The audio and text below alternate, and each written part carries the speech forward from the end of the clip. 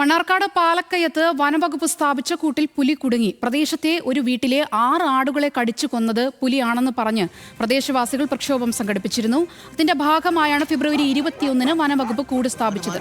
വിവരങ്ങളുമായി പാലക്കാട് നിന്നും സച്ചിൻ വള്ളിക്കാട് ചേരുന്നുണ്ട്. സച്ചിൻ, എന്തായാലും സമീപകാലത്ത് അവിടെ ഭീതി പരത്തിയിരുന്ന പുലി ഇപ്പോൾ കൂട്ടിലായിരിക്കുകയാണ്. എന്തൊക്കെയായിരിക്കും ഇനി തുടർ നടപടികൾ?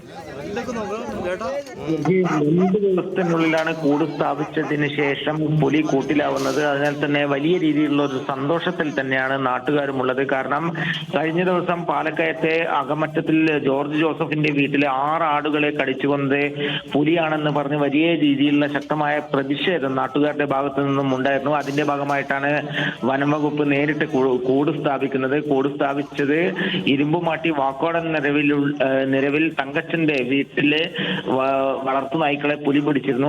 അതിന് സമീപത്ത് തന്നെയാണ് പുലിക്കായി കൂട് സ്ഥാപിച്ചത്. ഇന്ന് രാത്രി 10 മണിയോടുകൂടിയാണ് പാലക്കയം ഫോറസ്റ്റ് വനംവകുപ്പ് സ്ഥാപിച്ച കൂട്ടിൽ പുലി കുടുങ്ങിയിട്ടുള്ളത്. അതിനാൽ തന്നെ വലിയ രീതിയിലുള്ള ജനങ്ങൾക്ക് ഒരു ആശ്വാസകരമായ കാര്യം തന്നെയാണ് വനംവകുപ്പും ചെയ്തിട്ടുള്ളത്. ശരി, സച്ചിനാണ് വിവരങ്ങൾ നൽകിയത്.